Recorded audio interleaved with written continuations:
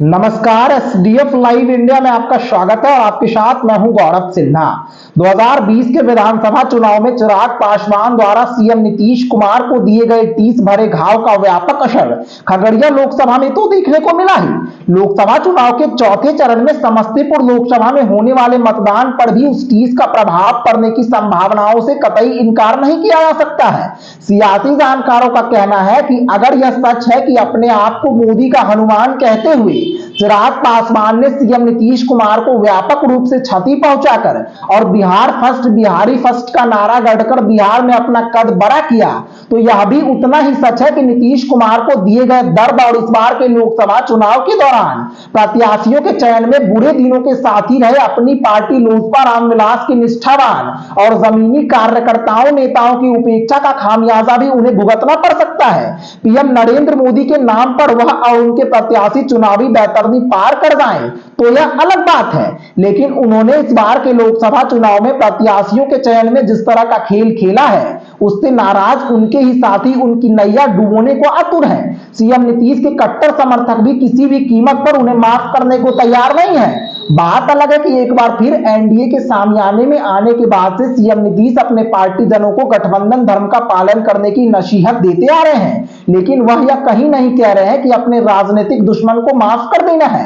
ऐसी स्थिति में उनकी पार्टी के लोग अगर चिराग का खुलकर विरोध नहीं कर रहे हैं तो खुलकर सपोर्ट भी नहीं कर रहे हैं। वैसे भी नीतीश कुमार ने अब तक अपने राजनीतिक दुश्मनों का क्या हाल किया है यह शायद हर कोई जानता है। हालांकि ऐसा नहीं है कि समस्तीपुर में एलजेपी रामविलास प्रत्याशी सांभवी चौधरी को सिर्फ नीतीश कुमार के कोर वोटरों और चिराग के पुराने साथियों के ही विरोध का सामना करना पड़ रहा है। हकीकत तो यह है कि चिराग के चाचा पशुपति कुमार पारस और उनके चचेरे भाई समस्तीपुर के निवर्तमान सांसद प्रिंस राज ने जगह जगह सांभवी के लिए कांटा बिछा रखा है। नीतीश कैबिनेट के वरिष्ठ मंत्री महेश्वर हजारी ने भी अपने बेटे कांग्रेस प्रत्याशी सन्नी हजारी को जिताने और अपने कैबिनेट के ही मंत्री अशोक चौधरी की बेटी सांभवी चौधरी को हराने के लिए एक तरह से खूंटा गाड़ रखा है।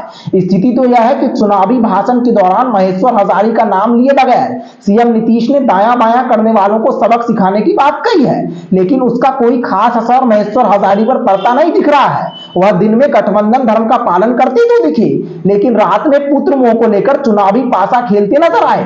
समस्तीपुर में सीएम के होने वाले रोड शो का कैंसिल होना भी चर्चा का विषय बना हुआ है और उसके कई मायने निकाले जा रहे हैं। सबसे बड़ी बात यह है कि जिस तरह खगड़िया लोकसभा में एलजेपी रामविलास प्रत्याशी राजेश वर्मा को बाहरी और दागी होने का दंश झेलना पड़ा, कमोबेश उसी तरह की स्थिति का सामना समस्तीपुर में सीएम नीतीश के बेहद करीबी कहे जाने वाले बिहार सरकार के मंत्री अशोक चौधरी की बेटी सांभवी चौधरी को करना पड़ रहा है। हालांकि राहत की बात यह है कि सांभवी चौधरी बाहरी तो है, लेकिन उन पर किसी तरह का दाग नहीं है और एनडीए के लगभग सभी महारथियों ने उनके पक्ष में चुनावी जनसभा को संबोधित किया है। इन सब बातों को अगर छोड़ भी दे तो भी समस्तीपुर के मतदाताओं का कहना है कि यह लोकसभा क्षेत्र दलित खासकर पासवान जाति का रहा है। महेश्वर हजारी के पिता रामसेवक हजारी ने ही रामविलास पासवान को राजनीति में लाया था, लेकिन दिवंगत रामविलास पासवान के पुत्र चिराग पासवान ने महेश्वर हजारी को आश्वासन देने के बाद भी उनके पुत्र सन्नी हजारी को टिकट नहीं देकर ऐसे प्रत्याशी को टिकट दे दिया जिसे वह लोग किसी भी कीमत पर विशुद्ध रूप से दलित नहीं मानते हैं। कहा जा रहा है कि जनता की इन्हीं भावनाओं को भुनाने के लिए महेश्वर हजारी ने रात में चोरी चुप के विभिन्न जगहों पर जाकर प्रचार किया और अपने बेटे के लिए वोट मांगा। इतना ही नहीं, उसका सकारात्मक परिणाम भी उन्हें मिलता दिख रहा है। वैसे प्रत्याशियों के चयन से पहले एलजेपी रामविलास की टिकट पर महेश्वर हजारी के ही समस्तीपुर लोकसभा से चुनाव लड़ने की चर्चा थी, लेकिन अंतिम समय में महेश्वर हजारी को नजरअंदाज कर नीतीश का मन मोहने के लिए चिराग पासवान ने अशोक चौधरी की बिटिया सांभवी चौधरी पर मेहरबान हो गए। हालांकि कहा यह भी जा रहा है कि चुनाव प्रबंधन के मामले में महेश्वर हजारी अशोक चौधरी के सामने कमजोर पड़ रहे हैं। सबसे महत्वपूर्ण बात यह है कि सांभवी चौधरी के एनडीए प्रत्याशी रहने के कारण अशोक चौधरी ने खुलकर प्रचार किया। सांभवी के ससुर किशोर कुणाल ने मठ मंदिरों में जाकर भी लोगों को अपनी पुत्रवधू के पक्ष में गोलबंद किया।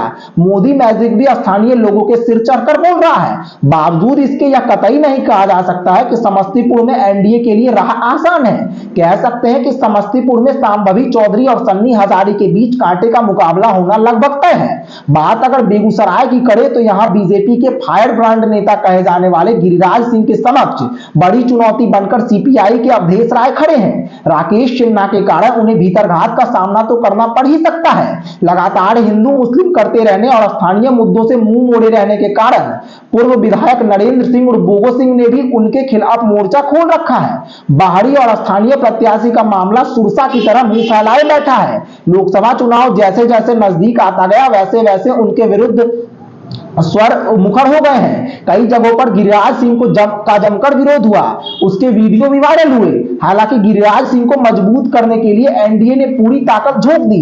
पीएम नरेंद्र मोदी के बाद यूपी के मुख्यमंत्री योगी आदित्यनाथ ने भी उनके पक्ष में जनसभा कर विरोध की हवा को मोड़ने का प्रयास किया है। मुंगेर में भी जेडीयू के पूर्व राष्ट्रीय अध्यक्ष राजीव रंजन सिंह और ललन सिंह की स्थिति डवाडोल नजर आ रही है।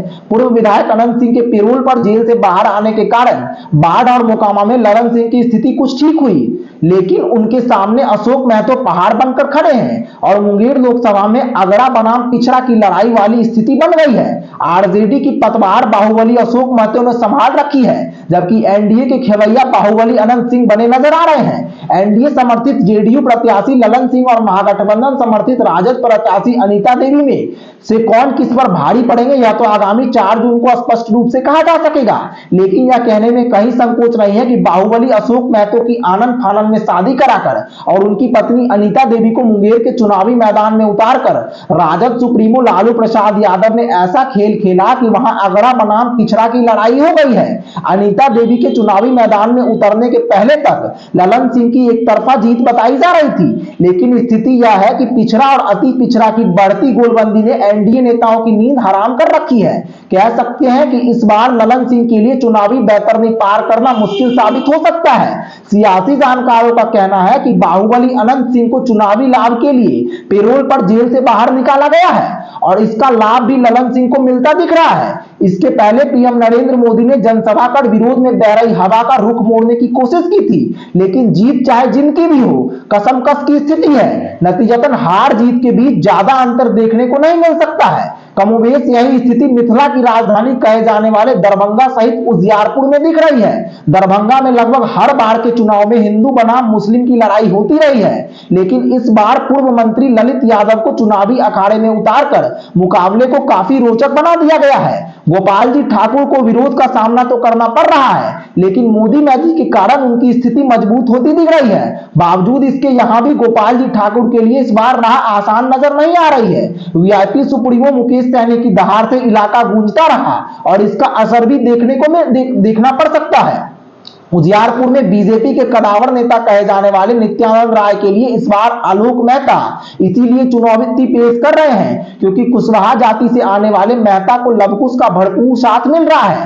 राजद का माई समीकरण भी उनके साथ है। वैसे यह कहने में कहीं से संकोच नहीं है कि 2019 के महायुद्ध में उपेंद्र कुशवाहा भी कुशवाहा वोटरों के सहारे जीत का परचम लहराने की मंशा पाल रखे थे, लेकिन उन्हें मुंह की खानी पड़ी थी। बहरहाल लोकसभा चुनाव के चौथे चरण में 13 मई को होने वाले मतदान को उजियारपुर, दरभंगा, मुंगेर, बेगूसराय और समस्तीपुर लोकसभा में सभी प्रशासनिक तैयारियां पूरी कर ली गई है और एनडीए के साथ साथ महागठबंधन के नेताओं ने अपनी अपनी पूरी ताकत झोंक दी है। सभी प्रत्याशी अपनी अपनी जीत का दावा कर रहे हैं, लेकिन इन 5 लोकसभा में भी 3 चरणों की तरह ही उहापोह की स्थिति बनी हुई है। महागठबंधन के पास खोने के लिए कुछ भी नहीं है, लेकिन एनडीए के लिए सभी सीटें बचाए रखना बहुत बड़ी चुनौती है। ऐसे में देखना दिलचस्प होगा कि मतदाताओं द्वारा एक बार फिर एनडीए पर भरोसा जताया जाता है अथवा नई रणनीति पर काम कर रहे महागठबंधन के रणनीतिकार अपनी रणनीति में सफल होते हुए सफलता का झंडा गाड़ देते हैं। एसडीएफ न्यूज ब्यूरो, धन्यवाद।